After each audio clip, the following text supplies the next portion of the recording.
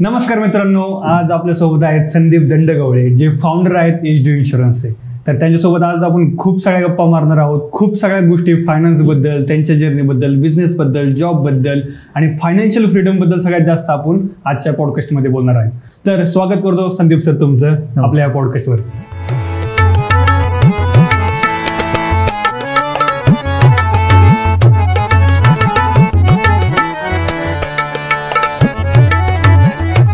सगळ्यात सुरुवातीला सगळ्यांना माझा हा प्रश्न असतो की संदीप दंडगवळे जर सांगायचं झालं तर काय सांगतात? ज्या माणसाला संदीप दंडगवळे या नावाबद्दल काहीच माहिती नाही त्या माणसाला काय सांगतात की संदीप दंडगवळे कोण आहेत? बरं, फार छान प्रश्न विचारला तुम्ही. पहिले तर संदीप दंडगवळे माझंच नाव आहे हे तुम्हाला सांगतो. दुसरी गोष्ट काय ना की SD इन्शुरन्स जर बघितलं तर ते इट रिझेंबल्स संदीप दंडगवळे. आणि मागचे 21 वर्ष झालं we are into educating people on financial freedom. त्याच्यामध्ये सगळ्याच गोष्टी येतात. आपलं होम फायनान्स कसं मॅनेज करायचं, इन्शुरन्सेस, म्युच्युअल फंड्स, इक्विटी. आणि 21 वर्ष ह्या क्षेत्रामध्ये घालवल्यानंतर आम्हाला जो फॉर्म्युला भेटलेला आहे तो आम्ही लोकांपर्यंत पोहोचवायचा प्रयत्न करतो आणि तेच माझं मिशन आहे. So that is Sandeep Dandgavale for. तुमच्या करिअरची सुरुवात आणि तुमचं फॅमिली बॅकग्राऊंड याबद्दल थोडं सुरुवातीला सांगावं अशी माझी इच्छा. बरं, फार छान गोष्ट आहे, म्हणजे आवडेल मला सांगायला. मी एका शिक्षकाचा मुलगा आहे. आमची आई रिटायर्ड प्रिन्सिपल आहे जिल्हा परिषद शाळेच्या. माझे वडील एक गव्हर्नमेंट ऑफिसर होते आणि मी माझं MBA केलं 2003मधला मी पासआउट आहे. आता खरं सांगायचं ना, MBAची पण एक फार छान जर्नी होती, कारण की 12th नंतर मी डिसाईड केलेलं होतं की मला इंजिनिअरिंग आणि या गोष्टींकडे जायचं नाही आहे. पण जायचं कुठे आहे ना हे माहिती नव्हतं आम्हाला. त्याच्यामुळे बट ऑब्वियसली आपण ग्रॅज्युएशनमध्ये गेलो, BSc बॉटनी वगैरे घेतलं. आणि त्यावेळेस आमचा एक मित्र आम्हाला भेटला होता. खरं सांगायचं तर ना, आमच्या वेळेस ना आम्हाला माहिती पण नव्हतं MBA ही काय गोष्ट, संकल्पना काय आहे हे पण माहिती नव्हतं. तर एक मित्र भेटला आणि त्याने जस्ट डिस्कशनमध्ये आमचं असं गोष्टी निघाल्या. तर आम्ही त्याला म्हटलं यार काही असू दे पण एक नोकरी पाहिजे आम्हाला. तर त्याने फक्त एक सांगितलं बाबा नोकरी करायची असेल तर MBA करावं लागतं, त्याच्याशिवाय नोकरी भेटत नाही. आणि ही जर्नी सुरू झाली MBAच्या मग एंट्रन्स एक्झामचा फॉर्म भरण्यापासून ते क्लिअर करण्यापर्यंत. आणि मग अशा पद्धतीने 2003चा मी पासआउट आहे. आणि जेव्हा मी पासआउट झालो तेव्हा माझा फर्स्ट जॉब मला 3 कंपन्यांमध्ये लागला होता. म्हणजे फार फॉर्च्युनेट आहे की मला तिघांपैकी एक कंपनी चूज करायची होती. एक होतं ICICI bank, one was an insurance company आणि तिसरं होतं पेप्सिको बेव्हरेजेस. ठीक आहे, तिघंही फार छान कंपन्या होत्या. बट अनफॉर्च्युनेटली म्हणा किंवा फॉर्च्युनेटली म्हणा तिघंही मला नाशिक पोस्टिंग देत होते, जे मला मुंबई पोस्टिंग पाहिजे होतं. आणि त्यामुळे मी त्या तिघांना रिजेक्शनमध्ये टाकलं आणि जॉबलेस मुंबईला आलो आणि जॉब शोधलं. So finally I came in to insurance. आणि मुंबईला कारण की ॲक्च्युली खरं सांगू का, MBA करताना इट वॉज अ ड्रीम. माहिती नाही पण सगळ्या सिनियरने डोक्यात एकच टाकलं होतं, जर करिअरमध्ये सक्सेस पाहिजे असेल तर इट इज ओनली मुंबई. ठीक आहे, तर पुण्याचं तर नामोनिशाण कुठे नव्हता. पण इथेच मी तुम्हाला एक गोष्ट सांगतो. मी ती कंपनी जॉईन केली, सगळं केलं. 2 महिन्याचं ट्रेनिंग मी अटेंड केलं मुंबईला, अंधेरीमध्ये माझं ट्रेनिंग होतं. आणि HRने जेव्हा मला फायनल पोस्टिंगचं लेटर दिलं तेव्हा ते म्हणाले you will be posted in Pune. म्हटलं अरे मी मुंबईसाठी एवढा खटाटोप केला आणि तुम्ही मला पुण्याला पाठवता. म्हणजे yes, Pune is part of our Mumbai team. आणि नाईलाज असतो मी पुण्याला लँड झालो. सो त्याच्यानंतर 2003 ते 2016पर्यंत मी मग इन्शुरन्स कंपनीमध्येच जॉब केला. मी सुरुवातीला टाटा AIG, त्याच्यानंतर HDFC Ergo, ICICI Lombard, SBI general insurance company, या सगळ्या कंपन्यांमध्ये सिनियर पोझिशनवर मी कामं केले. खरं सांगायचं ना तर मी फार सॅटिस्फाईड होतो माझ्या करिअरवर. माझा करिअरचा ग्राफ एकदम फार छान पद्धतीने गेलेला होता. पण ते म्हणताना कुठेतरी एक सुप्त इच्छा असते की यार मी काय करतो आहे याच्यात मला सॅटिस्फॅक्शन आहे का. सो आवडत तर होतं माझं कामाची पद्धत, मी जे काम करतो. म्हणजे एक लक्षात घ्या, जेव्हा आपण आपल्या कामावर प्रेम करतो आणि प्रेमाने किंवा पॅशनने जेव्हा ते काम करतो तेव्हा सक्सेस येते. So career wise I was very satisfied. पण कुठेतरी मनाच्या कोपऱ्यात काहीतरी दडलं होतं की यार नाही Sandeep, you have made for something else. So मग चलबिचल करत करत 2016मध्ये वी डिसाइडेड दॅट बस इट्स टाईम, मला रिझाईन करायचं आणि स्वतःचं चालू करायचं. मग तुम्हाला खोटं वाटेल माझी मुलगी सेकंड इयरला होती, मुलगा फर्स्ट इयरला होता आणि हा फार मोठा डिसिजन होता माझ्यासाठी त्यावेळेस. राजीनामा द्यायचा आणि स्वतःच्या बिझनेसमध्ये यायचं. हा एका शिक्षकाच्या मुलाला, एका गव्हर्नमेंट ऑफिसरच्या मुलाला आणि ज्याच्या फॅमिलीमध्ये बिझनेसचं काहीही बॅकग्राऊंड नसताना हा निर्णय घेणं फार फार म्हणजे प्रचंड कठीण होता. बरोबर. बट त्याच्यामध्ये मी क्रेडिट देईल, मी म्हणजे फक्त घरातल्या 2च व्यक्तींचा सल्ला घेतला होता. एक म्हणजे आमची अर्धांगिनी अर्चना, माझी वाईफ, आणि माझी आई. या दोघांना मी कॉन्फिडन्समध्ये घेतलं होतं आणि त्यांना विचारलं होतं की बाबा, if you am living this job, तुम्ही दोघं कम्फर्टेबल आहात का? बरोबर. सो हो नाही करता करता त्यांना कन्व्हिन्स केलं आणि शेवटी मग तो डिसिजन घेतला अँड रिझाईन करून मी SD इन्शुरन्स आम्ही फॉर्म केलं. ओके. आता तुम्ही फार स्मूथली सांगितलं की मी जॉब सोडला आणि घरच्यांना कन्व्हिन्स केलं.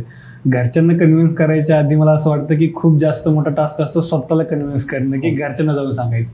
तर तो डिसिजन मेकिंगचा कसा, म्हणजे काय चालू होतं मनात, काय गणगण चालली होती आणि त्या गोष्टीला तुम्ही कसं टॅकल केलं की बाबा हां ठीक आहे, काहीतरी कॅल्क्युलेशन केली असेल बिझनेसमध्ये, म्हणजे ऑलरेडी तुम्ही फायनान्सच्या रिलेटेड काम करतायत, कसे ते कॅल्क्युलेशन लावले आणि काय वाटलं की कोणते 2-3 महत्त्वाचे मुद्दे होते ते तुम्हाला तिथं ग्रीन टिक येणं गरजेचं होतं, नंतर तुम्ही जॉब सोडता? हे बाप, सर्वात पहिली गोष्ट तर काय होती ना, आपण जे काम करतोय ना त्याच्यात आपला कॉन्फिडन्स आहे का? म्हणजे मी जे 14-15 वर्ष जे काम केलं ना ते छाती ठोकून काम केलेलं आहे, कॉन्फिडंटने काम केलेलं आहे. त्याच्यामुळे आमच्या सेगमेंटमध्ये माझं स्टँड होणं किंवा मी त्याच्यात सक्सेस होईल का नाही होणार याच्यात माझ्यात कदाचित किंतु परंतु नव्हता. प्रश्न फक्त हा होता की त्या गोष्टीला किती वेळ लागेल हे लक्षात घ्या. कारण की सर्वात मोठी जी भीती होती ना ती होती 1 तारखेच्या त्या SMS ची. म्हणजे 1 तारखेला आपल्या खिशातला जो मोबाईल वाजतो, your account has been credited, ते जे सुख आहे किंवा दुःख आहे ना त्याच्यावर सगळा खेळ असतो. जर तुम्ही त्या गोष्टीपासून स्वतःला विलिप्त करण्याची ताकद ठेवू शकले तर सगळ्या गोष्टी सोप्या आहेत. हां, आता तुम्ही म्हणाल की यार अचानक मला पण असं वाटतं की आज नोकरी सोडून मी आणि हे करेल, नाही तसं नसतं. थोडं आपल्याला प्लॅनिंग करावं लागतं. म्हणजे नोकरी सोडायची जेव्हा हे गोष्ट झाली ना तेव्हा मी साधारणतः 1.5 वर्षापूर्वी पासून मी प्लॅनिंग करायला लागलो. त्या प्लॅनिंगचा भाग म्हणजे काय होता, एकतर घरच्यांना कन्व्हिन्स करणं आणि त्याच्यामध्ये स्पेसिफिकली वाईफला कन्व्हिन्स करणं. तर वाईफला माझं कष्ट माहिती होते की तिला हे माहिती होतं की मी बिझनेस व्यवस्थित करेल, काही प्रॉब्लेम येणार नाही. फक्त दोघांच्या मनात एक शंका होती की ते स्टेबिलिटीला किती वेळ लागेल. बरोबर. सो याचं मी सोल्युशन एक काढलं होतं. मी काय केलं होतं, त्याच्या 1.5 वर्षाच्या प्लॅनिंगमध्ये ना मी काटकसर करून मी एक फॉर्म्युला लावला होता की ज्या दिवशी नोकरी सोडेल त्याच्यानंतर मला आयुष्यात 18 महिने पाहिजे. आता 18 महिन्याचा EMI मी माझ्या वाईफच्या अकाउंटमध्ये जमा करून टाकला, सर्वात पहिली गोष्ट. दुसरी गोष्ट, जेवढे छोटे छोटे लोन्स होते ना माझे ते मी नेल ऑफ करून टाकले. काही मोठे लोन्स आहेत ते आपण नाही हे करू शकत, घराचा कर्ज होतं, बाकीचे होते. तर याचं मी कॅल्क्युलेशन केलं आणि 18 मंथचा EMI तिच्या अकाउंटमध्ये टाकून दिला. तिला मी फक्त म्हटलं की मला आयुष्याचे 18 महिने दे, या 18 महिन्यामध्ये तू माझ्याकडे 1 रुपया मागायचा नाही आणि मी तुझ्याकडे पैसे मागितले तरी मला द्यायचे नाही. ठीक आहे, हे आमचं डील होतं. म्हणजे तुम्हाला खोटं वाटेल, मी माझ्या मुलांना, मी तुम्हाला सांगितलं मुलगी 2nd इयरमध्ये होती, 1st इयरमध्ये होती. I had shifted to Mumbai कारण की जॉब डिमांड होता त्यावेळेस आणि राजीनामा द्यायचा होता. तेव्हा मुलांची पण मी डिस्कस केलं की मुलांनो आपल्याला असं प्लॅन करतोय मी. ओके, ठीक आहे. मुलं आनंदी होती कारण की त्यांना पुण्याला परत यायचं होतं. पण मी त्यांच्याकडून त्या वयात एक वचन घेतलं की पुढचे 18 महिने 2 वर्षांना आपल्याकडे दिवाळी नसेल, दसरा नसेल, नवीन कपडे नसतील, नवीन बॅग नसेल, जे काही असेल तेच करायचं आपल्याला. माहिती नाही त्यांना किती कळालं पण ते प्रॉमिस्ड. ओके. आणि खरं सांगतो 18 महिने आम्ही खूप काटकसर केलं. माझं एक मत होतं की जो पण पैसा मी बिझनेसमधून कमवेल जर मी तो बिझनेसमध्ये नाही टाकला तर बिझनेस वाढणार नाही. बरोबर. ठीक आहे.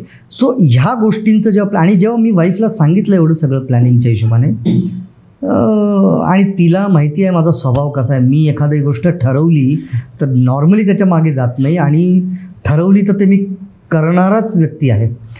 सेकंड महत्त्वाची गोष्ट याच्यामध्ये अशी आहे की जेव्हा आपण नोकरी सोडतो तेव्हा नुसतं फायनान्सचं नसतं, तेव्हा आपल्या आजूबाजूचा जो कस्टमर बेस असतो किंवा आपल्याला नेमकं कोणत्या पद्धतीने पुढे जायचं आहे हे सगळं प्लॅनिंग करणं गरजेचं असतं. आणि त्याच्यात माझ्या मते माझ्या फॅमिलीचा फार मोठा रोल होता. जेव्हा त्यांनी कम्फर्ट दिला मला त्यावेळेस मी हा निर्णय घेऊ शकलो. बरोबर. म्हणजे आत्ताच काही दिवसापूर्वीचा किस्सा आहे नाही का, माझाच एक मित्र असा एक निर्णय घेत होता काहीतरी गोष्ट करायची आणि त्याचं म्हणणं होतं की नाही सांगायची मला, म्हणजे घरचे नाही म्हणते याला. पण मी पण त्याला हीच गोष्ट बोललो की फॅमिली हे आपला सपोर्ट आहे आपला, म्हणजे ज्यावेळेस कोणी नसेल त्यावेळेस ते असतील, तर ज्यावेळेस त्यांना सांगून किंवा त्यांना कन्व्हिन्स करून आपण जर आपले निर्णय घेतले तर आपल्याला कधी भीती नाही वाटणार. हे पण याच्यामध्ये 2 गोष्टी आहेत. म्हणजे आमच्या इंडस्ट्रीमध्ये ना 10 लोकांपैकी ना 8 लोकांना वाटतं की मी नोकरी सोडून बिझनेसमध्ये यावं. ठीक आहे, पण 8 पैकी ना फक्त 2 लोक राजीनामा देऊ शकतात आणि ॲक्च्युअलमध्ये बिझनेसमध्ये येतात. आणि त्या 2 लोकांपैकी सुद्धा आहे ना म्हणजे हार्डली एखादा सक्सेसफुल होतो, दुसऱ्याला परत जॉबमध्येच जावं लागतं.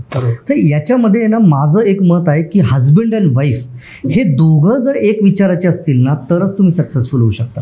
म्हणजे वाईफ जर तुमच्या अगेन्स्ट असेल जॉब सोडण्याच्या तर परत एकदा विचार करा, अनलेस शी इज कन्व्हिन्स ना. कारण की एक लक्षात ठेवा, तुम्ही नंतर 18 महिने बाहेर जाणार आहात, घर तिला सांभाळायचं आहे. जर ती चांगल्या मनाने म्हणजे mentally she is not prepared then it is a very difficult situation. बरोबर.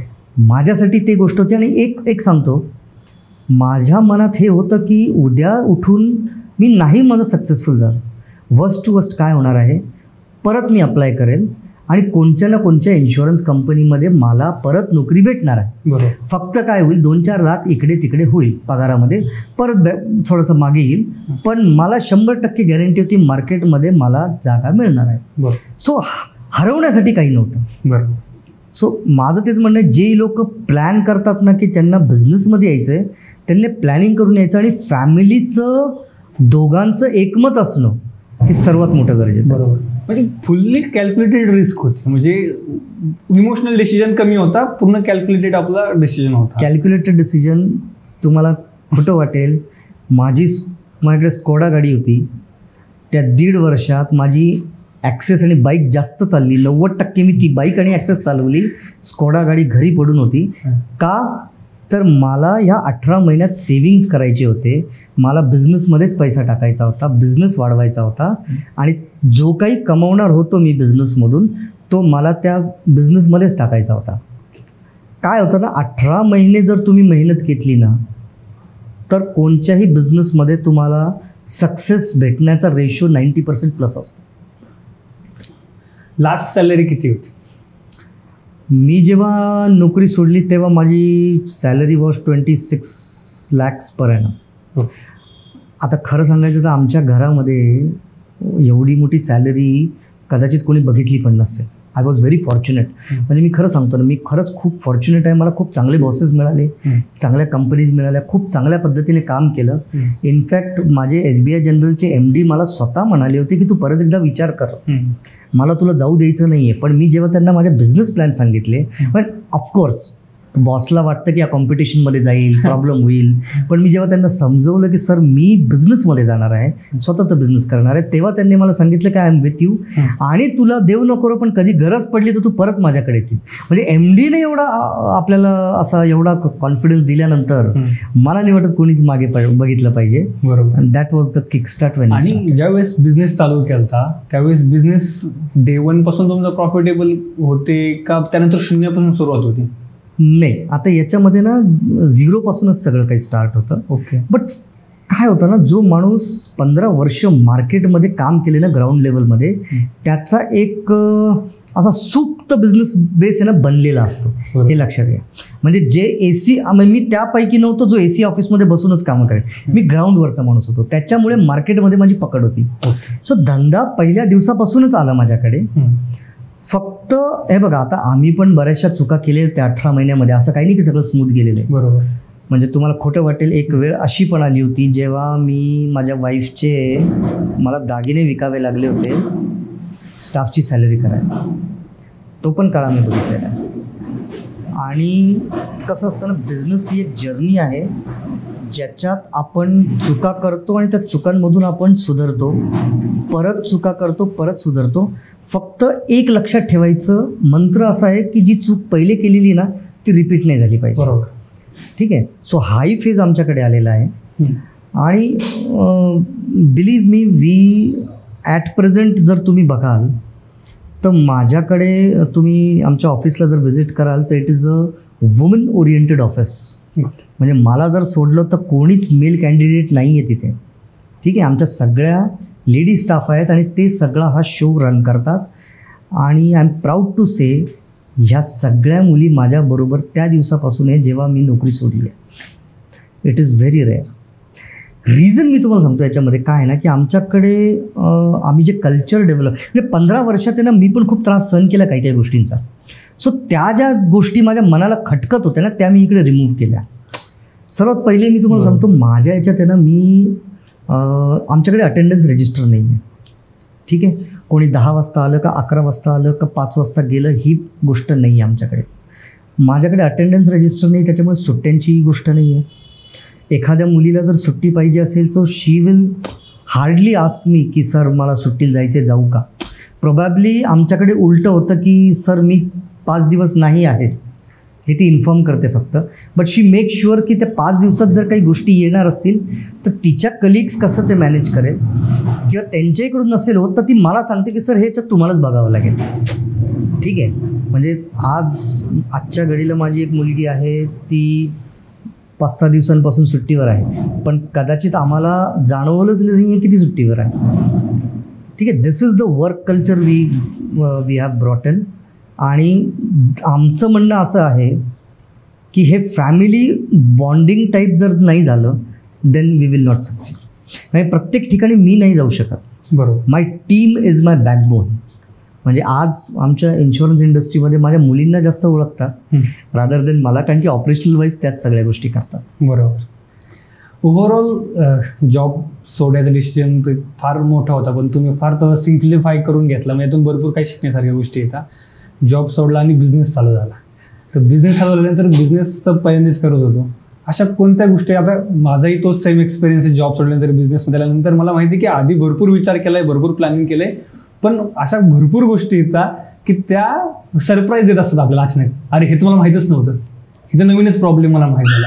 असे कोणत्या प्रकारचे प्रॉब्लेम आले आणि त्यासोबत कसं डील केले. एखादा जर आठवणीतला प्रॉब्लेम असेल की हा टास्क मला एकदम नवीन वाटला की मला असं वाटलं की मी माझं काम खूप भारी करतोय, पण ज्यावेळी स्वतःचं करायला लागल्यानंतर असं व्हायला लागलं. पहिली गोष्ट तर काय होतं ना, एक लक्षात घ्या, मी जेव्हा नोकरी सोडली ना तेव्हा एका फार सिनियर पोझिशनला होतो. म्हणजे माझ्या हाताखाली फार मोठी टीम होती. प्रत्येक गोष्टीसाठी ना आम्हाला फोनवर सगळ्या गोष्टी अवेलेबल व्हायच्या. म्हणजे ऑफिस असिस्टंट असेल, IT चा प्रॉब्लेम असेल किंवा बॅक ऑफिस असेल, HRचा इश्यू असेल, एक मेल गेला प्रॉब्लेम सॉल्व, एक फोन गेला प्रॉब्लेम सॉल्व. जेव्हा आपण बिझनेसमध्ये येतो ना, इथे आता मला कोणी नाही फोन करायला, इथे मी कोणाला मेल नाही टाकू, इथे मला स्वतःलाच सांगायचं आहे की अरे संदीप ही गोष्ट आहे. हा फार मोठा सेटबॅक असतो. बरं याच्यातही आहे ना आम्ही भरपूर चुका केल्या. जसं पहिलीच चूक आम्ही अशी केली, कारण की आम्ही फार मोठ्या ऑरामधून आलो होतो, तर आम्ही पण काय केलं की फार मोठं ऑफिस घेतलं. एकदम फार मोठं ऑफिस घेतलं, खूप स्टाफ भरला, एक रिसेप्शनिस्ट भरली, एक हे भरलं, कारण की आम्हाला त्या गोष्टी पाहिजे होत्या. काय झालं ना, जसा बिझनेस व्हायचा ना तर 6 महिन्यानंतर आम्हाला लक्षात आलं यार 2 गोष्टी आहे, आपण ही फार मोठी चूक केली एवढं मोठं ऑफिस घेऊन. पहिली गोष्ट. तर दुसरी गोष्ट, अनवॉन्टेड स्टाफ खूप भरला गेलेला आहे. तिसरी गोष्ट, आपण कदाचित ज्या गोष्टी स्वतः करायला पाहिजे ना ते आपण दुसऱ्यांवर टाकलेले आहेत आणि त्याच्यामुळे कॉस्टिंग फार वाढते. सो पहिलं 1 वर्ष ना खूप R&Dमध्येच गेलं. यू वोंट बिलीव्ह, पहिल्या वर्षानंतर आम्हाला लक्षात आलं की अरे आपण जे बेस स्कोर करत होतो ना त्याच्यातून आपण भटकलेलो आहोत. So the first thing was we let go that office आणि आम्ही एक छोटं छान टुमदार ऑफिस घेतलं जिथे गरजेचं अनवॉन्टेड स्टाफ काढून टाकला. कारण की इन्शुरन्स असा बिझनेस आहे की हार्डली कोणी कस्टमर आपल्या ऑफिसमध्ये येणार आहे. बरोबर. तर मग जर ऑफिसमध्ये कस्टमर येणारच नाही तर आपल्याला एवढं तामझाम करायची काय गरज आहे. सो सेकंड इयर आम्ही ॲक्च्युली भरपूर सेविंग्स केलं ह्या गोष्टींवर. Unwanted staff, unwanted office rents, unwanted expenses. Second thing म्हणजे कदाचित याच्यामध्ये कोरोनाचाही फार मोठा इफेक्ट आहे, पण त्यावेळेस आणि आत्ता माझ्याकडे त्यावेळेस एक स्टाफ फक्त रनर बॉय होता चेक उचलण्यासाठी. म्हणजे इतकी, म्हणजे आज म्हणता येईल की इतकी फालतू गोष्ट आहे, पण त्याच्यासाठी I was having a full flesh 2 staff नुसतं चेक उचलण्यासाठी. आज थँक्स टू कोरोना सगळं डिजिटल झाल्यामुळे मला त्या 2 स्टाफची गरज नाही पडली त्या गोष्टीमध्ये. सो अशा चुका करायचो आणि ह्या गोष्टी आम्हाला जाणवल्या प्रकर्षाने की बिझनेसमध्ये आल्यानंतर अरे तुला तुझंच लँडचं कनेक्शन पण तुलाच करायचं आहे, टेलिफोनचा प्रॉब्लेम मला तुलाच सॉल्व्ह करायचा आहे, तुझ्या मेल्सचा प्रॉब्लेम मला तुम्हालाच करायचं आहे. एवढंच काय, तुमच्या ऑफिसमध्ये काही लिकेज झालं कोणी ॲडमिनवाला येणार नाही आहे. सो ह्या गोष्टी फार महत्त्वाच्या इनिशियल डेजमध्ये. बरोबर. So you have to think on those terms आणि मगच बिझनेस करायचा. मग आता भरपूर दिवस जॉब केला आहे, भरपूर दिवस बिझनेस केला आहे, आता डिफरन्शिएट कराल तर तुम्हाला काय वाटतं, काय फरक आहे जॉब आणि बिझनेस, त्याचा मेजर फरक काय? हे बघ, खरं सांगू का, याच्यामध्ये ना 2 गोष्टी विचारायच्या माणसाने स्वतःला. रात्री शांत झोप लागते का? ठीक आहे, ज्या गोष्टीने आपल्याला शांत झोप लागेल. शांत झोप कधी लागते माहिती का? एकतर आपण दिवसभरात असं काम केलं ज्याच्याने आपल्याला सॅटिस्फॅक्शन भेटलं. बरोबर. आपण आपले गोल्स अचीव्ह केले आणि ज्या गोष्टींसाठी आपण धडपडतोय ती गोष्ट होते का, या सगळ्या गोष्टी जर लाईनमध्ये असेल ना तर व्यवस्थित होतं. जॉबमध्ये आणि याच्यामध्ये फरक सांगतो, with due respect to all my bosses and everything, पण तिथे ना जॉबमध्ये इतका अनड्यू प्रेशर असतं, इतकं अनड्यू प्रेशर असतं. आणि ते प्रेशर कामांसाठी नसतं, ते प्रेशर याच्यासाठी असतं की तू किती काम करतो हे दाखव आम्हाला. आलं लक्षात? बरोबर. म्हणजे ॲक्च्युअल कामापेक्षा ते काम दाखवण्याचं प्रेशर जास्त असायचं. बरोबर. सो आज काय ना, आज मी मनासारख्या गोष्टी करतो, त्याच्यामध्ये 2-3 गोष्टी ते बघ. एक लक्षात घे की जे जॉबमध्ये मी करू नव्हतो शकत ना गोष्टी, कारण की एखाद्या डिपार्टमेंटचा मी हेड आहे तर मला त्याच डिपार्टमेंटचं काम करावं लागेल. बरोबर. आज इकडे खोटं वाटेल, कोरोनामध्ये मी 11 डेथ क्लेम सेटल केले. ते माझ्या बिझनेसचे नव्हते, दुसऱ्या कोणी एजंटने केलेले आहेत. तिथे डेथ झाल्या त्या लोकांच्या. आणि आमच्या दुर्दैव आमच्या इंडस्ट्रीचं असं आहे की 70% एजंट पार्ट टायमर असतात, त्यांना कळत नाही. क्लेम्सच्या वेळेस ते स्वतःच त्यांना काही सुचत नाही. तर ह्या केसेस माझ्याकडे आल्या आणि टचवूड ऑन ॲन ॲव्हरेज प्रत्येकाला 50 दिवसाच्या आत प्रत्येकाच्या अकाउंटमध्ये पैसे होते. कोरोनामध्ये डेथ क्लेमची होते. जेव्हा ते सॅटिस्फॅक्शन भेटतं ना मला की यार ह्या लेडीचा नवरा एक्सपायर झालेला आहे आणि तिच्या अकाउंटमध्ये माझ्यामुळे 50 लाख रुपये गेले, तो आनंद आहे ना सर्वात जास्त आहे. म्हणजे मला खरंच सांगतो, मी इमोशनल माणूस आहे. मला जेव्हा आता एक सांगतो, आमच्याकडे एक लेडीज आले, माझी एक फ्रेंड आहे, तिची फ्रेंड ती घेऊन आली की अरे संदीप ही जरा प्रॉब्लेममध्ये गेल्या, तू मदत कर. तिचं वय होतं 33-34, तिच्याकडे 2 वर्षाचा मुलगा होता तिचा, आणि तिच्या हजबंडचं एज तिच्यापेक्षा 2-3 वर्ष मोठा असेल तो, आणि त्याची डेथ झाली होती हार्ट अटॅकने डेथ झाली होती. आणि एका मोठ्या इन्शुरन्स कंपनीने, लाईफ इन्शुरन्स कंपनीने 50 लाखाचा क्लेम तिचा रिजेक्ट केला होता. आता ही लेडी जी होती गावाकडची होती, तिला नाही कळत त्या गोष्टी. तिने ते केल्यानंतर तिने सोडून दिलं होतं. पण ती माझ्या मैत्रिणीच्या संपर्कात आली आणि माझ्या मैत्रिणीला कुठेतरी काहीतरी वाटलं की संदीप काहीतरी करू शकतो, म्हणून ती माझ्याकडे घेऊन आली. मी केस स्टडी केलं, सगळं केलं. तिला म्हटलं ताई एक काम कर, तू फक्त शांत बस, मला 3-4 महिने या गोष्टीसाठी लागतील, मला जे करायचं ते, आणि मी बघतो काय करायचं. फक्त तू माझ्याकडे फॉलोअप नको करू, 3 ते 4 महिने नंतरच तुम्हाला भेट, बघायचं जे करायचं. मी तुम्हाला खरं सांगतो, 4थ्या महिना पण नसेल उजाडला हो, त्या लेडीच्या अकाउंटमध्ये 55 का 56 लाख रुपये त्यांच्या अकाउंटमध्ये डिपॉझिट झालेले होते. And we don't charge a single rupee. तिने मला विचारलं दादा फीज किती? म्हटलं फीज काही नाही, तुझा आनंद आहे तोच फीज आहे म्हटलं मला. पण तिच्याकडे 2 वर्षाचं मुलगा होतं. अहो एक विचार करा, ती बाई मला किती आशीर्वाद दिली की यार ह्या व्यक्तीचा काही संबंध नाही, काही नाही. आणि एक लक्षात घ्या, तुम्ही जेव्हा कर्म करताना त्याचे फळं भेटत राहतात. आता प्रॅक्टिकल गोष्ट सांगतो, ह्या लेडीला मदत केल्यानंतर ती पॉलिसी दुसरीकडे काढेल का? कधी तिच्या मनात कधी विचारेल का अरे यार ठीक आहे इन्व्हेस्टमेंटची गोष्ट आहे, हे करायची.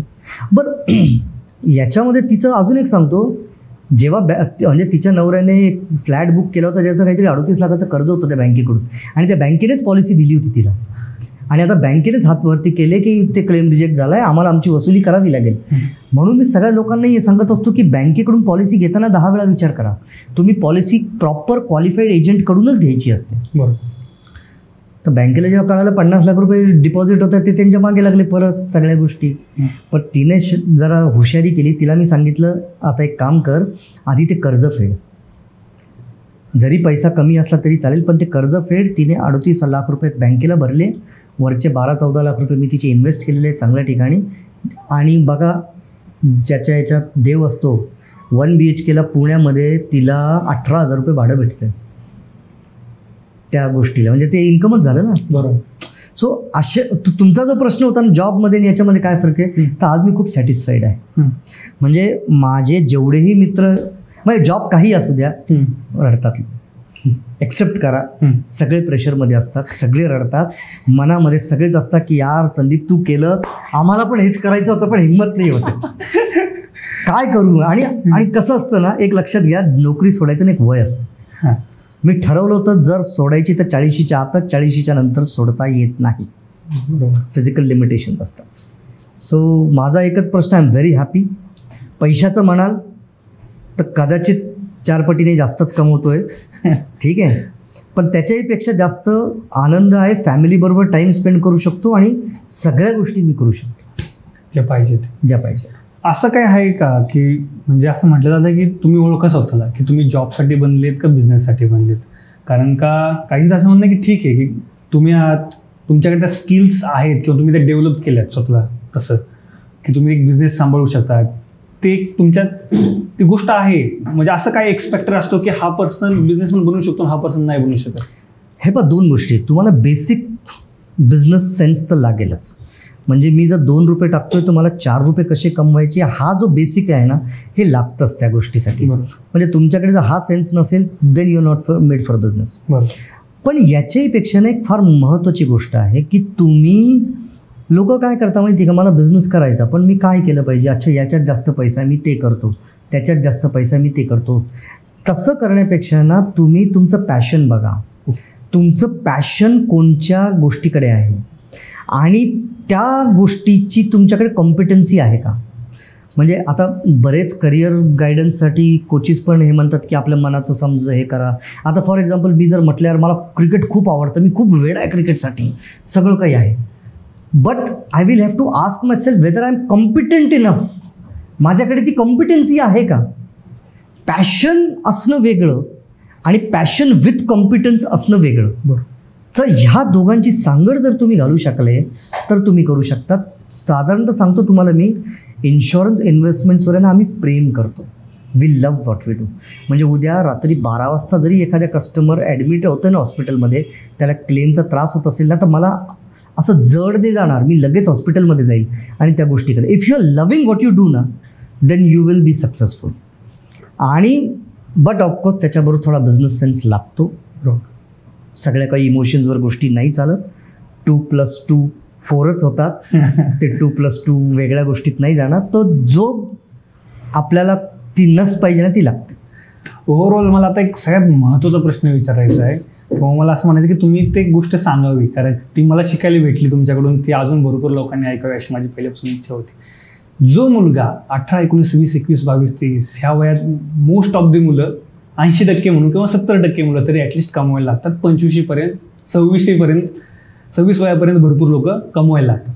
कमवायला लागल्यानंतर पहिल्यांदा नोकरी लागल्यानंतर किंवा बिझनेस चालू केल्यानंतर सगळ्यात पहिले फायनान्शियल डिसिजन काय पाहिजे आणि कशा पद्धतीने घेतले पाहिजे. याच्यामध्ये 2 गोष्टी असतात. हिंदीमध्ये एक कहावत असते कि जब उम्र होती है ना तब समझदारी नहीं होती है और जब तक समझदारी आती है ना उम्र निकल जाती है. हे सेम गोष्ट होते ह्या नवीन तरुणांबरोबर की जे 25शीत आहे आणि आता नोकरीला लागलेले आहेत. काय होतं ना की एक लक्षात घ्या, भारताची जी आपली परिस्थिती आहे ना आज, त्याच्यामध्ये 2 गोष्टी आहेत ज्यांना सर्वात जास्त पैसा लागणार आहे आणि आपण त्याला निग्लेक्ट करतो.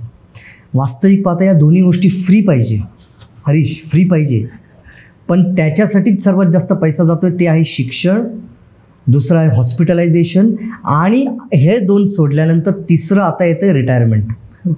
सो जेव्हा तुम्ही 25शीचे असताना तेव्हा तुम्हाला ह्या गोष्टींसाठी प्लॅन आत्ताच करावं लागेल. कारण की ही जी नवीन पिढी आलेली आहे ना, म्हणजे तुझे वडील किंवा तुझे काका किंवा व्हॉट एव्हर इट इज, तू त्यांना जेव्हा नोकरीत बघितलं असतील ना, त्यांच्या डोक्यात 60 वर्ष रिटायरमेंटचं होतं. आजच्या घडीला 60 वर्ष रिटायरमेंट नाही आहे. लोक म्हणतात मला 45 वर्षीच रिटायर व्हायचे, मला 50 वर्षीच रिटायर व्हायचे. सो रिटायर व्हायचं म्हणजे काय, तुझ्याकडे पैसा आहे का पण तुझं उर्वरित आयुष्य घालवायला. सो ही वेळ आहे 25शीतली, जेव्हा इमिजिएटली त्यांनी इन्व्हेस्टमेंट्स करायला पाहिजे. आता इन्व्हेस्टमेंट्स करताना आहे ना, मी सांगत असतो प्रत्येक माणसाला की तुम्हाला 5 तुमच्याकडे हत्यार आहेत, अस्त्र आहेत इन्व्हेस्टमेंट्सचे. हे 5ही अस्त्र तुम्हाला त्या वेळेस वापरायला पाहिजे. पहिलं अस्त्र आहे इन्शुरन्स पॉलिसीज, जसं LIC, investments options, what ever it you call them. दुसरं ऑप्शन्स आहे म्युच्युअल फंड्स, SIPs आहेत, म्युच्युअल फंड्स आहेत. तिसरं फार महत्त्वाचं ऑप्शन आहे जे मोस्ट ऑफ द इन्व्हेस्टर्स नाही सांगत, पण मी सांगत असतो, प्रॉपर्टीमध्ये पण इन्व्हेस्ट करा. चौथं आहे गोल्ड. आता गोल्ड दोन्ही गोष्टींनी आहे, फिजिकल पण आहे, डिजिटल पण आहे, बरोबर करा. कारण की आपण काय ना, आपण भारतामध्ये राहतो, आपल्याकडे ना गोल्डला एक अनन्यसाधारण महत्त्व आहे. गोल्ड तुम्ही बघा, तुम्हाला अर्ध्या रात्रीसुद्धा तुम्ही अडचणीत असाल तर तुम्हाला पैसा गोल्ड देऊ शकतं. दुसरी गोष्ट, आपल्याकडे लग्नांमध्ये फार मोठ्या प्रमाणात सोन्याचा उपयोग होतो, तर तो तुम्हाला आधीपासून ते प्रावधान करावं लागतं त्या गोष्टीचं. आणि ह्या सगळ्या गोष्टी झाल्यानंतर 5वी गोष्ट आहे ते इक्विटी, शेअर्स आणि रिलेटेड मार्केट्स. बरं, याच्यामध्ये मी म्हणतो की शेअर मार्केटमध्ये जाताना जर 1-2 लाखाची गोष्ट असेल तरच स्वतःचं डोकं लावा. प्लीज, हे डबल वेळा सांगतो, 1-2 लाखाची गोष्ट असेल तरच स्वतःचं डोकं लावा, नाही तर सरळ कोणी ॲडवायझरची ॲडवाईस घ्या. 1 लाख रुपये बुडाल्याने ना शेअर मार्केटमध्ये तुम्ही रस्त्यावर नाही येणार. पण तुम्ही जर 10, 20, 25 लाख रुपये लावत असाल, मोठी अमाऊंट लावत असाल, तर you have to take an advisor. आता हे जे 5 गोष्टी मी सांगितल्या ना, याच्या सोडून जगामध्ये काही नाही आहे दुसरं इन्व्हेस्टमेंटसाठी. मी काय सांगितलं, LIC, insurance, mutual funds, property, gold आणि इक्विटी. याच्यानंतर 6वी गोष्ट एकच आहे, स्वतःचा धंदा. कारण की प्रत्येक धंद्यामध्ये आपल्याला 20-25% रिटर्न भेटतात, त्याच्यापेक्षा जास्त कुठेच. पण सगळा पैसा आपण बिझनेसमध्ये नाही टाकणार ना, बरोबर. आपल्याला पण लिमिटेशन, बिझनेसमधून कमवतोय तर तो आपण बिझनेसमध्ये सगळा पैसा नाही टाकणार, तो आपल्याला डिस्ट्रीब्यूट करावा लागतो. इन्शुरन्स जो मी पहिला पार्ट सांगितला तो महत्त्वाचा याच्याकरता आहे, 2 गोष्टींसाठी आहे. इन्शुरन्स सगळे गोष्ट हे लोक हे म्हणतात की अरे यार, मी मेल्यानंतर माझ्या फॅमिलीला भेटेल, मग काय फायदा, मला तर भेटत नाही. तर हा मिथ आहे, ही गोष्ट नाही. इन्शुरन्स जे असतं ना ते 2 गोष्टींसाठी लागतं. एक लक्षात घे हरीश, आज तू फार यंग मुलगा आहेस, बरोबर, तू 30शीतल्या आतला आहेस. तुझा पण मृत्यू कधी ना कधी होणार आहे, बरोबर. तुझा जर 80व्या वर्षी मृत्यू होत असेल ना तर जगाला काही फरक नाही पडणार. कारण की तू जेव्हा 80-85 वर्षाचा असशील ना, अरे तुझा मुलगा 50-55चा असेल, तुझा नातू 20-22 वर्षाचा असेल. सो ह्या वयात मृत्यू होणं हा नैसर्गिक गोष्ट आहे, त्याच्याने कोणाला काही अडचण नाही होणार आहे. प्रॉब्लेम कधी होईल माहिती का, तुझा अवेळी मृत्यू झाला तर होणार आहे. बरोबर. म्हणजे आज माझी मुलगी 10वीची परीक्षा दिलेली तिने, आज जर तुझ्याशी बोलता बोलता अनफॉर्च्युनेटली मला इथे काही झालं दुर्दैवाने, तर माझ्या मुलीच्या किंवा माझ्या फॅमिलीचा प्रॉब्लेम होणार. कारण की ही हा जो मृत्यू आहे ना, हा अवेळी मृत्यू आहे, बरोबर. मग तिथे माझे काहीच कामाचं येणार, तिथे फक्त इन्शुरन्स कामाचं येणार आहे, बरोबर. बरं, दुसरी गोष्ट मी तुला म्हटलं 60 वर्षाला जरी आपण रिटायरमेंट पकडलं, जर काही गडबड नसेल ना तर माणसाचं आयुष्यमान वाढलेलं आहे आता. म्हणजे पूर्वी माणसाचं आयुष्य 60-70च्या मध्ये सीमित होतं, आत्ताच्या घडीला ते 80 ते 85च्या घरात गेलेलं आहे. का गेलेलं आहे? कारण की लोकांच्या हातात पैसा आहे, लोकांना मेडिक्लेमच्या फॅसिलिटीज आहेत, हॉस्पिटल्स चांगले आहेत, सायन्स आहे, टेक्नॉलॉजी आहे. याच्यामुळे ना डेथ रेशो कमी झालेला आहे. तुझं फक्त नशीब पाहिजे, टायमावर तू हॉस्पिटलला पोच, डॉक्टर तुला वाचवणार. हा, फक्त खिशात पैसा पाहिजे, मेडिक्लेम पॉलिसी पाहिजे, ह्या गोष्टी असतील ना तू वाचणार आहेस, बरोबर. तुला काय. पण प्रॉब्लेम तोच आहे, 60 वर्षानंतर आहे ना रिटायरमेंट आणि डेथमध्ये ना 20-25 वर्षाचा गॅप आहे, तिथे पैसा कुठून येणार. तर त्याच्यासाठी ना आपल्याकडे अशी सोय पाहिजे. म्हणजे मी सगळ्यांना सांगतो, इन्व्हेस्टमेंटचा एक मंत्र आहे नंतर, की रिटायर झाल्यानंतर स्वतःला एक विचार आहे की माझ्याकडे 5 लाख रुपये महिना कुठून येणार, तो एक गॅरंटेड पाहिजे. जसं मी म्हटलं ना, सॅलरीचा 1 तारखेचा SMS, your account has been credited, तसा SMS आपल्याला आला पाहिजे. तर त्या गोष्टीसाठी प्रावधान करा. सर्वात पहिले LICच्या काही छान पॉलिसीज आहेत, जसं उमंग पॉलिसी आहे, लाभ आहे, लक्ष्य आहे. या 2-3 पॉलिसीज ज्या नवीन जे लोक लागलेले आहेत ना त्यांनी घ्यायलाच पाहिजे. बरं, मला तर सगळ्यात महत्त्वाचा इन्शुरन्स जर म्हटलं ना, आज सर होतंय काय की इन्शुरन्स एजंट किंवा इन्शुरन्सबद्दल कोणी सांगायला लागलं तर पहिल्यांदा माणूस ना त्याच सेकंदाला मनातून पळ काढतो आणि 5-10 मिनिटातून त्या माणसापासून पळ काढतो का, त्याला असं वाटतं आता हा मला एक पॉलिसी विकतोय. बरोबर. आणि हे मॅक्सिमम तरुणांचं होतं. मीही काही दिवसापूर्वी त्यातला होतो. तुम्हाला भेटल्यानंतर पूर्णपणे परत वेदांत भाऊंना भेटल्यानंतर विचार बदलले, त्याचं महत्त्व कळलं. पण हे का होतं आणि हे त्याबद्दल थोडं सांगा, हे तुम्ही सांगू शकाल भेटन.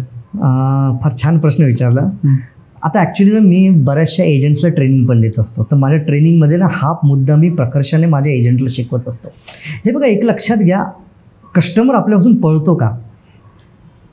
कोणीही नुसतं LICचंच नाही, कोणीही गोष्ट व्यक्ती तुमच्यापासून तेव्हा पळेल जेव्हा तुम्ही अनवॉन्टेड गोष्टी त्याला द्यायचा प्रयत्न करताय. बरोबर.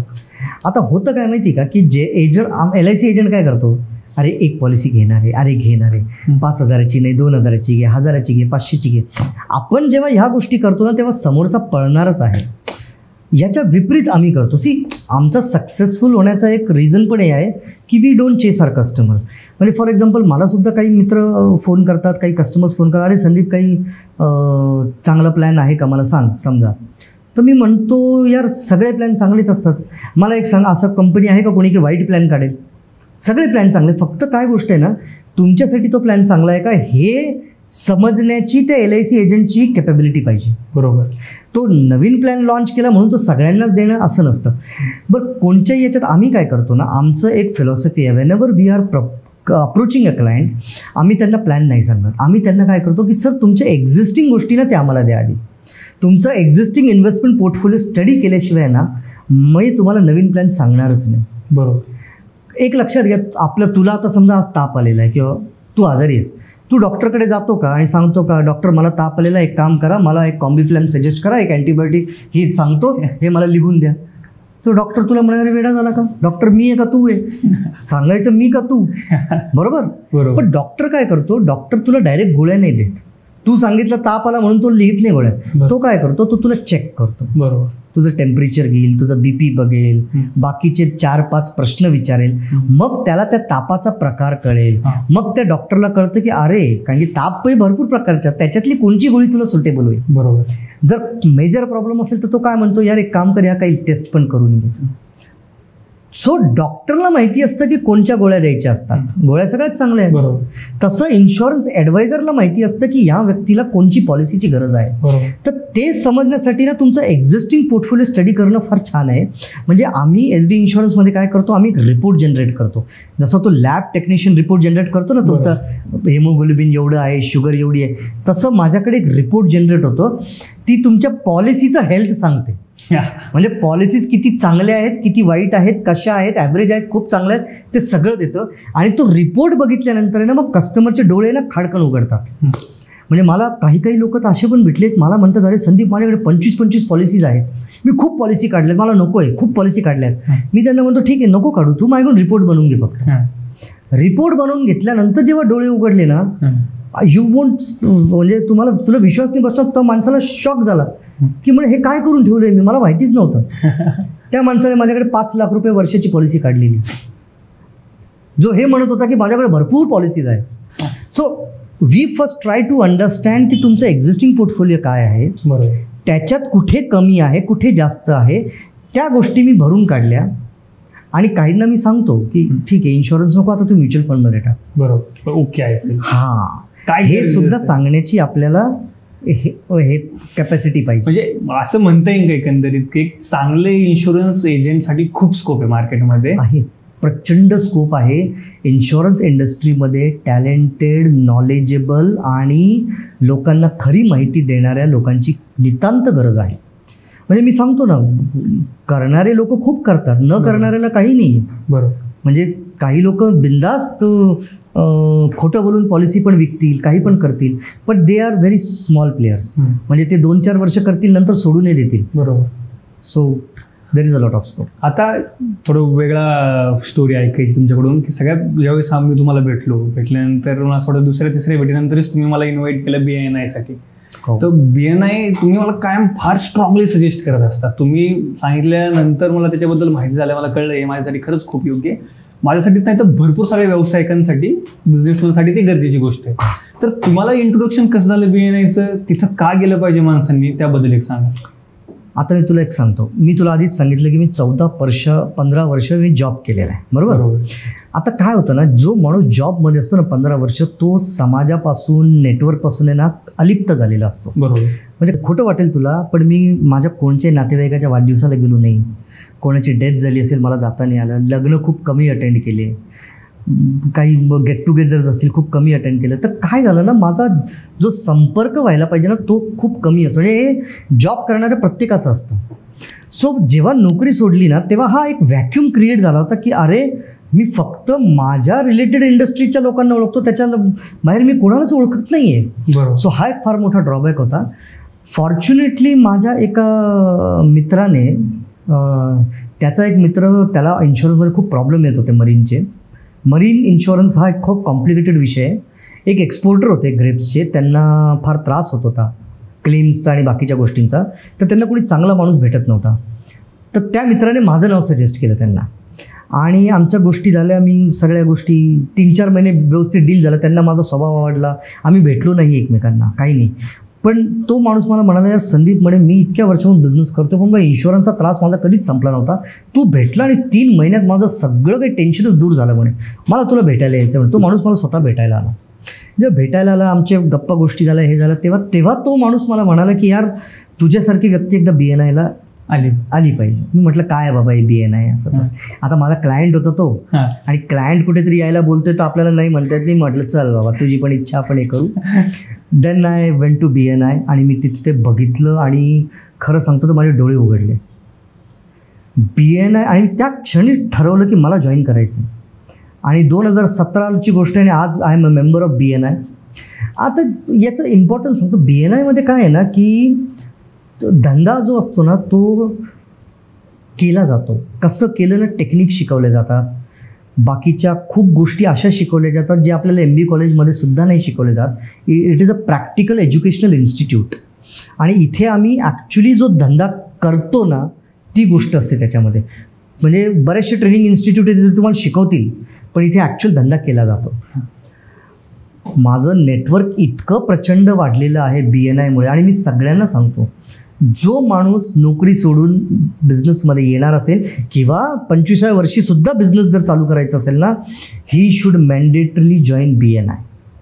BNIमध्ये वेगवेगळ्या क्षेत्रातले सगळे आंतरप्रेन्युअर लोक एकत्र येतात आणि आम्ही एकमेकांना हेल्प करतो रेफरन्स जनरेट करायला. म्हणजे मलासुद्धा बरेच रेफरन्स दिले जातात BNIमधून आणि त्या रेफरलची किंमत असते 10 आणि 20 लाख रुपयाचा प्रीमियम. हे लक्षात घे. म्हणजे मी सुद्धा बऱ्याच गोष्टींमध्ये हे रेफरन्स देतो. सो तिथे एकमेकांना मदत खूप छान पद्धतीने केली जाते. आणि मी सांगण्यापेक्षा आहे ना, माझं फक्त जर कोणी ऐकत असेल आणि माझं जर त्यांना पटलं असेल ना माझं हे, तर मी म्हणतो एकदा BNIच्या मीटिंगला व्हिजिटर बनून जा, स्वतः अनुभवा आणि तुमची इच्छा झाली तर जॉईन करा. तुम्ही एक फार चांगला किस्सा सांगितला होता, जे की तुमचं एक छोटंसं स्वप्न पूर्ण झालं होतं BNIमध्ये गेल्यानंतर, की जे तुम्ही कायमस्वरूपी सांगायचं की ती तुमच्या आयुष्यातली, मला असं वाटतं खूप आनंदाची गोष्ट आहे, ती तुमच्याकडून ऐकायची. करेक्ट. आता BNIमध्ये काय असतं ना, BNIमध्ये आम्हाला ना काही गोष्टी असतात स्पेसिफिक. जसं मला काही एखादी गोष्ट पाहिजे पण मला ती गोष्टीपर्यंत मी पोहोचू नाही शकत, तर मी माझ्या मित्रांना, कलिग्सला विचारतो. जसं फॉर एक्झाम्पल मला हरीशशी समजा बिझनेस करायचा आहे. Harish Kasar is a business person, मला त्याला पॉलिसी विकायची, असं एक्झाम्पल धरतो. So I will ask that there की I need a connect with Harish Kasar, तर मला कोणी आहे का कनेक्ट करून देणार. So there might be someone who will connect me. बरोबर. सो अशाच याच्यात आहे ना, मी 3 महिने सतत विचारायचो की I need a connect with mister Amitabh Bachchan. ठीक आहे. आणि आता तू म्हणशील की अमिताभ बच्चन आणि पॉलिसीचा काय संबंध येतो, पण तो विषय वेगळा. मला बच्चन साहेबांना भेटायचं होतं. बाकीच्या गोष्टी असतात. मी डिजिटल मीडियामध्ये खूप आहे, तर म्हटलं ॲटलिस्ट त्यांच्यावर एक फोटो होईल, हे होईल, तरी माझा धंदा वाढून जाईल म्हटलं. बरोबर. आणि प्रचंड डाय हार्ड फॅन म्हणून मला त्यांना भेटायची एक हे होती. तर मी ट्राय केलं, म्हटलं BNIमध्ये आपण ट्राय करू. यू वोंट बिलीव्ह 3 महिन्यानंतर मला एका मित्राचा फोन आला की म्हणे यार तू खूप म्हणायचा अमिताभ बच्चनला भेटायचं का म्हणे तुला. म्हटलं अरे विचारतो काय, म्हटलं तू असं बोलतोयस, म्हटलं का, म्हणे मग उद्या सकाळी 7 वाजता फिल्म सिटीला ये, एक शो आहे त्याच्यात मी अरेंज केली, तुमची भेट पण होईल आणि तू तो शो पण अटेंड करेल. म्हणजे विचार करा, माझ्या ऑफिसमध्ये तुम्ही याल तर माझ्या ऑफिसमध्ये माझं SD इन्शुरन्सचं ब्रोशर लावलेलं आहे, त्याच्यावर अमिताभ बच्चन साहेबांनी सही केलेली आणि त्याला मी फ्रेम करून ठेवलेलं आहे. म्हणजे BNI मध्ये तुम्हाला जर अमिताभ बच्चन भेटू शकतात तर सगळं भेटू शकतं यार.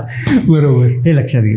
ओव्हरऑल आता काय गोल आहे बरं? बिझनेस केला, जॉबही केला, सगळ्या गोष्टी. आता एक असं एक मुद्दा येत असं ना की फायनान्शियली तुम्ही त्या गोष्टी सगळ्या अचीव्ह केल्या ज्या पाहिजेत, जे जगायचे. आता काय मोटिवेट करतं की निम्या रात्रीचं उठून पळायचं, परत डिजिटल मार्केटिंग करून अजून बिझनेस वाढवायचा, इंटरनॅशनली बिझनेस करायचा, हे मोटिवेशन काय असतं? मला असं वाटतं की ते पैशाचं मोटिवेशन नसू शकतं. तुम्हाला काय वाटतं? मी तुला एकदम प्रामाणिक, मोटिवेशन पैसा नसू शकतो, पैसा ही गरज असू शकते. आपल्याला पैसा जेवढा गरजेचा आहे तेवढा आपण कमवतो आहोत. आता त्याच्यापेक्षा जास्त गरज असेलही लोकांना, मला पण असते, बट ती ग्रीड असेल. पण माझं बेसिक माझं जे इंटेन्शन आहे ना, मला नवीन नवीन गोष्टी करायला आवडतात. पहिली गोष्ट म्हणजे बघ, आम्ही सुरुवात केलं तेव्हा आम्ही जनरल इन्शुरन्समध्येच होतो. बरोबर. Then we started life insurance, then we started mutual funds. So काय ना, ह्या तिन्ही आमचे सेटल झालेले आहेत आणि आम्हाला नवीन नवीन प्रयोग करायला मला खूप आवडतात. बरोबर. तू बघितलं असेल डिजिटलमध्ये मी प्रचंड प्रयोग करत असतो या गोष्टींमध्ये. असे पहिले इन्शुरन्स एजंट आहेत, त्यांचं स्वतःच app.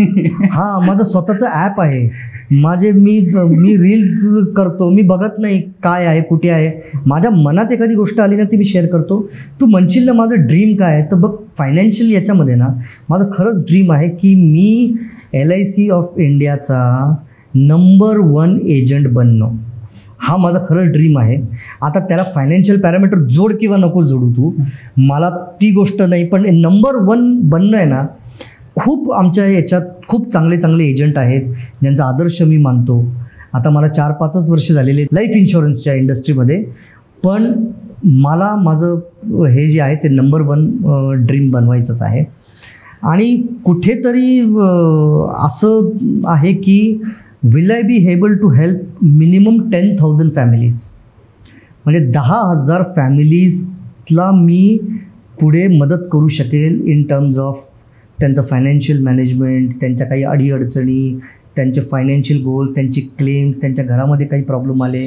So total customer base should be 10,000 for which we will be able to help them to achieve their things. खूप सुंदर ड्रीम आहे तुमचा आणि त्या ड्रीमसाठी आमच्या सगळ्याकडून खूप खूप शुभेच्छा आहेत तुम्हाला त्या ड्रीम पूर्ण करण्यासाठी.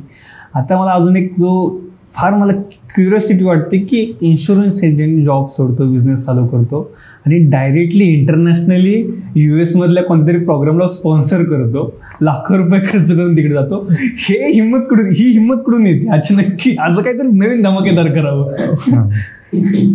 काय ना की एक लक्षात घे, माझ्या आयुष्यातला लाईफ इन्शुरन्सचा पहिला चेक सांगतो. मी घाबरत आहे ना त्या कस्टमरकडून 1 लाखाचा चेक घेतला, पहिलाच चेक. 1 लाखाचा चेक घेतला आणि त्याला म्हटलं तू ब्लँक ठेवतो आणि प्रपोजल फॉर्मवर सुद्धा सही कर, कारण की मला माहिती नाही आमच्या DO जे आहेत त्यांना ते कळेल, म्हटलं ते भरतील. He was an NRI, he came to India, so we did it. So मी जेव्हा आलो तेव्हा, आणि मी त्या कस्टमरला सांगितलं होतं की माझ्या साहेब तुझ्याशी बोलतील 1-2 मिनटं जेव्हा मी देईल ते. तर ते बोलले आणि एक अर्धा 1 मिनटं बोलले असतील आणि त्यांनी 1 लाखाचा चेक आहे ना 2 लाखावर कन्वर्ट करून टाकला. मी म्हटलं अरे काय, त्याने 1 लाख, मला टेन्शन नका घेऊ, मी बोललो म्हणे त्याच्याशी आणि तो ॲग्री झाला. सो पहिला मला इथे धडा भेटला. हरीश, ते कदाचित तुला पण खूप कामं असेल माहिती. बरोबर. मागणे से मिलता है, मागो तो सही. आपण याने सगळं मागायलाच घाबरतो. म्हणजे मी 1 लाखाचा चेक घाबरत मागत होतो, तो 2 लाख द्यायला तयार होता. कदाचित मी 4 लाख मागितले असते, 4 लाखाचं दिलं असतं त्याने. बरोबर. सो प्रॉब्लेम आहे ना आपल्यामध्ये, समोरच्यामध्ये नाहीये. तो हा ॲटिट्यूड आहे ना मी माझ्या आयुष्यात सगळीकडे ठेवतो की माझं गोष्ट आहे की करून पस्तावा, न करून पस्तावू नका. म्हणजे प्रत्येक वेळेस मला असं वाटतं. तर फॉर्च्युनेटली काय झालं ना, माझे NRI मध्ये थोडे कनेक्ट्स आहेत. सो माझ्याकडे इथे बसल्या बसल्या मग NRIचे काही पॉलिसीज झाल्या, 2, 4, 5, 6 पॉलिसीज झाल्या. आणि मला एक कळालं की खरा पैसा जो आहे ना तो बाहेर आहे. बरोबर. सो एक दिवशी एक ट्रेनिंग सेशन अटेंड करत होतो मी, आणि तेव्हा मग काही लोकांचं मी ते बघितलं की ते दुबईला जाऊन आले, इकडे जाऊन आले, केलं.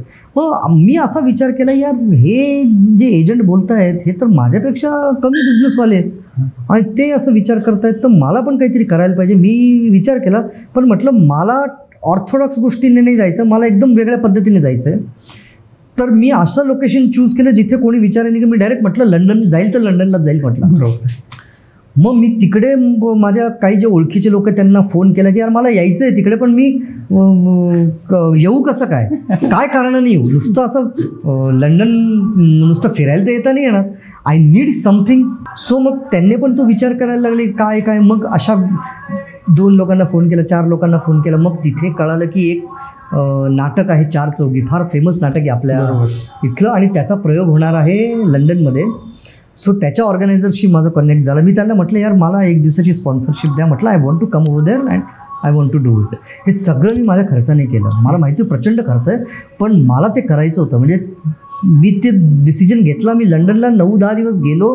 1 दिवस तो शो स्पॉन्सर केला, अख्खं लंडन फिरलो आणि you won't believe I have got such good connects की तिथून आता माझ्याकडे 3-4 पॉलिसीज अशाच आलेल्या आहेत. सो माझं काय म्हणणं आहे ना की नुसतं विचार नका. हे बघ एक लक्षात घे, बिझनेसमध्ये ना प्लॅनिंग एक गोष्ट असते आणि एक्झिक्युशन आणि इम्प्लिमेंटेशन एक गोष्टी असतात. 90% लोकांना नुसतं प्लॅन करतात की मला तिकडे जायचं, मला तिकडे बिझनेस आहे. NRI लोकांकडे आज ऑप्शन नाही, ते डॉलर्स पाऊंड्समध्ये कमवतात आणि त्यांच्याकडे इतका प्रचंड पैसा असून त्यांच्याकडे ऑप्शन नाही इन्व्हेस्टमेंटचं. They are looking for good advisor. तर मी हा विचार केला की NRI लोक इकडे येण्याची वाट का बघायची, आपण मीच तिकडे जातो ना. आलं लक्षात? बरोबर. म्हणजे जिथे सगळे लोक आहेत तिथेच जर मी गेलो तर ते गोष्ट आहे. आणि मी तेच केलं आणि माझ्या बिझनेसमध्ये त्याचा फायदाच झालेला आहे. आता तुमच्या एज ग्रुपमध्ये ना, मी डिजिटल मार्केटिंगमध्ये इतक्या वर्षापासून काम करतोय, तर मी तुमच्या एजमधल्या बिझनेसमॅनला भेटल्यानंतरचा माझा अनुभव आणि एक यंग बिझनेसमॅनला भेटल्यानंतरचा अनुभव, आताही सुद्धा 30, 32, 28 वर्षाचे काही बिझनेसमॅनला डिजिटल मार्केटिंग कळत नाही, त्याचं महत्त्व कळत नाही. ते अक्षरशः म्हणजे त्यांना असं वाटतं की इंस्टाग्राम, फेसबुकवर फक्त पोस्ट टाकणे म्हणजे डिजिटल मार्केटिंग होय, त्याच्यामध्ये एवढं विशेष त्यांना महत्त्व कळलं नाही. तुमच्या वयोगटामध्ये जर गेलं तर मला त्यांना एवढं समजून सांगावं लागतं, तरी पण शेवटपर्यंत त्यांना समजत नाही. पण तुम्ही इतके ॲग्रेसिव्ह जे बघितलं तुम्हाला डिजिटल मार्केटिंगबद्दल, तर तुमचं डिजिटल मार्केटिंगबद्दलचं मत काय सध्या ते मला? हे पहा, 2 गोष्टी. लोक आहे ना डिजिटलायझेशनला ना थोडंसं गल्लत करतात. तुम्ही सोशल मीडियाचा जो वापर पर्सनल गोष्टींसाठी करताना तो अतिशय वेगळा त्याचा पर्पज असतो. वेन युअर अ बिझनेसमॅन ना, तुम्हाला बिझनेसमॅनसारखा विचार करावा लागेल. डिजिटल मार्केटिंग, मी माझा अनुभव तुला सांगतो. डिजिटल मार्केटिंग आहे ना, it will always help you to capture the brain of your customer. तू जर एखाद्या माणसाच्या मेंदूमध्ये स्वतःची जागा क्रिएट करू शकला ना, तर तुला आयुष्यभरात काही करायची गरज नाही. For example I tell you, माझे जे रील्स असतात ना, ते बघून कोणी माझ्याकडे पॉलिसी घ्यायला येत नाही, हे लक्षात घे. पण होतं काय ना, तो रील बघितल्यानंतर आहे ना, संदीप दंडगवाळ आणि SD इन्शुअर त्याच्या डोक्यात बसलेलं असतं. तर यदा कदाचित त्याला नंतर कोणी दुसरा एजंटही भेटला आणि त्याने कोणी पॉलिसी सांगितली आणि ती पॉलिसी त्याला आवडली जरी ना, तरी त्या माणसाच्या मेंदूमध्ये संदीप दंडगवाळ बसलेला आहे. तो काय करतो, तो माणूस गेल्यानंतर मला फोन करतो, अरे यार संदीप, मला अशा एक एजंटनी सांगितलं, काय वाटतं तुला पॉलिसीचं? बस झाला तुम्हाला कष्ट. सी, मेहनत त्या एजंटने केली पण फळ मला भेटलं. आता होतं काय ना, डिजिटल मार्केटिंगची ही ताकद आहे की it captures the mind frame of your customers. त्याला भलेही कदाचित आज त्या गोष्टीची प्रोडक्टची गरज नाही आहे तुझ्या, पण जेव्हा कधी त्याला त्या प्रोडक्टची गरज पडेल ना, तेव्हा त्याला तू आठवला पाहिजेस. इतकं तुला बंबार्डमेंट करावं लागेल. या गोष्टीसाठी डिजिटल मार्केटिंग आहे. कदाचित त्याला 4 वर्षानंतर तुझी गरज पडेल, पण या 4 वर्षात का तू त्याच्या मनात घर करून राहू शकतोस का? म्हणजे तुझं चॅलेंज काय माहिती का? 4 वर्ष त्याच्या मनात राहणं. आता त्याला तू 4 वर्ष सतत नाही भेटू शकत. बरोबर. तू किती लोकांना भेटशील? सो डिजिटल मीडिया इतका पॉवरफुल टूल आहे लोकांचं माइंड कॅप्चर करण्यासाठी. आणि जेव्हा त्यांना त्या प्रोडक्टची गरज आहे ना, तेव्हा त्यांना तुमची डेफिनेटली आठवण, हे लक्षात ठेवा. डिजिटल मार्केटिंगचं हे जे महत्त्व आहे ना, मला असं वाटतं की ते प्रत्येक बिझनेसमॅननी ओळखलं पाहिजे, पहिले समजून घेतलं पाहिजे आणि इम्प्लिमेंट केलं पाहिजे. सी, माझा अजून एक हे सांगतो, डिजिटल मार्केटिंगने किती हेल्प केलेलं आहे आम्हाला. आज मी तुला म्हटलं ना, मला रनरवर ठेवावं लागायचं चेकसाठी. आज माझा कस्टमर डायरेक्ट ऑनलाईनला जातो, तिथे क्लिक करतो, पॉलिसी बाय करतो, सगळ्या गोष्टी ऑनलाईन होतात. मग माझंच नाही, आज तू प्रत्येक प्रोडक्ट बघ, तुला कुठेच जायची गरज नाही. If you need that product ना, see you have to create need. जर तुम्हाला ती नीड क्रिएट करता आली ना कस्टमरच्या माइंडमध्ये, then your product is sold. मला पॉलिसी काय आहे हे सांगण्यापेक्षा ती पॉलिसीची तुला गरज किती आहे हे जर मी त्याला समजवलं ना, माझी पॉलिसी विकली जाते. बरोबर. कोणत्याही प्रोडक्टबद्दल, कोणत्याही सर्व्हिसबद्दल हेच इम्प्लिमेंट होईल. आहे. फॉर एक्झाम्पल, आज तू ज्या माईकवर बोलतोय, बरोबर, आज तुला 5 वर्षापूर्वी जर कोणी तुला माईक विकायचं जबरदस्ती केली असती, तू नसती घेतली. पण आज तुझी ती गरज आहे. तर एक लक्षात ठेवा, गरज आणि त्या गोष्टी अवेलेबिलिटी याची जेव्हा सांगड होते ना, आणि त्याच्यासाठी सर्वात महत्त्वाचं मीडियम आहे digital marketing. So every one has to go डिट. आणि जे लोक जाणार नाही, mark my words, they will vanish from the industry. बरोबर. हे फार महत्त्वाचा मुद्दा होता जे तुमच्याकडून मला पूर्णपणे ऐकून घ्यायचा होता. ओव्हरऑल आता SD इन्शुरन्सचं भविष्य काय बघत आहात तुम्ही? SD इन्शुरन्सचं भविष्य फार उज्ज्वल आहे. हे बघ, आम्ही जे आहोत ना, आमची जी टीम आहे, 6 मुलींची टीम आहे आमची. प्रत्येक डिपार्टमेंटसाठी वेगवेगळ्या गोष्टी आहेत. सो तुला सांगून आनंद वाटतो मला की SD इन्शुरन्सची एक व्हर्च्युअल ब्रांच लंडनमध्ये ऑलरेडी आम्ही ओपन केलेली आहे. सो व्हेरी सून, म्हणजे तुझेही शुभेच्छा लागतील, देवाचा आशीर्वाद लागेल, सगळ्या गोष्टी लागेल. My vision is that we should be opening offices in 3 location. One is US, one is UK and one is UAE.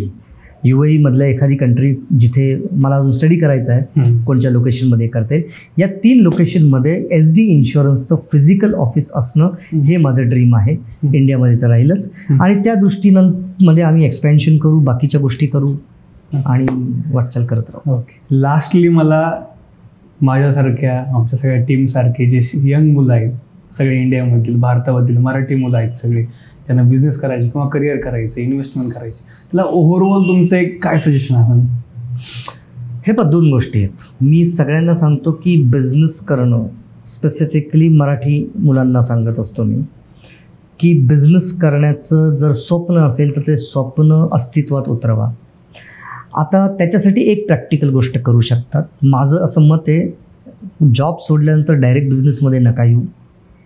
2-4 वर्ष कुठेतरी अनुभव घ्या, जॉब करा. आपल्याला ज्या सेगमेंटमध्ये जायचं आहे, फॉर एक्झाम्पल कोणाला कन्स्ट्रक्शन लाईनमध्ये जायचं असेल तर 2-4 वर्ष तुम्ही एखाद्या बिल्डरकडे, एखाद्या बिल्डरच्या ऑफिसमध्ये अनुभव घ्या. जास्त अनुभव पण नका घेऊ, ठीक आहे, तो पण अतिशय घातक असतो. गरजेपुरता अनुभव घ्या आणि इमिजिएटली बिझनेसमध्ये या. बिझनेसमध्ये येताना 2 गोष्टी लक्षात ठेवायच्या. एकतर काटकसर, तुम्ही पैसा कुठे कुठे वाचवू शकतात हे तुम्हाला कळलं पाहिजे. आणि सेविंग्जला लगेच लागा. म्हणजे पहिला जॉब लागला की तुमची पहिली LIC पॉलिसी काढलीच गेली पाहिजे. भलेही कोणत्याही एजंटकडून काढा, ऑनलाईन काढू नका, ठीक आहे. जरी मी डिजिटलला प्रमोट केलेलं असेल तरी insurance is not a physical product की जे आपण ऑफिसमध्ये जाऊन रिप्लेस करू शकतो. It is a service. So service should be always brought from a authenticate person, physical person. So खूप चांगले ॲडवायझर्स आहेत, त्यांच्याकडून ते घ्या. पण एक पॉलिसी घ्या, एक छोटंसं SIP काढा, इन्व्हेस्टमेंट्स करा. तुम्ही जर 100 रुपये कमवत असाल ना तर तुमचे 25 रुपये मिनिमम सेव्हिंग्जमध्ये गेले पाहिजे. आता ते कोणत्या फॉर्ममध्ये जातील ते तुम्ही ठरवा, पण 75 रुपये तुम्ही वापरा, पण 25 रुपये तुमचे सेव्हिंग्जमध्ये गेलेच पाहिजे. खूप चांगलं वाटलं आज तुम्ही आज आले. भरपूर गप्पा मारल्यात, अजूनही भविष्यात भरपूर गप्पा मारून नवीन अनुभवासोबत. आज तुम्ही आमची रिक्वेस्ट ॲक्सेप्ट केली, तुमचा वेळ दिला त्याबद्दल थँक्यू सो मच. थँक्यू. आणि पूर्ण SD इन्शुरन्स टीमला भविष्यासाठी खूप खूप शुभेच्छा. पूर्ण बातडवाडी. थँक्स.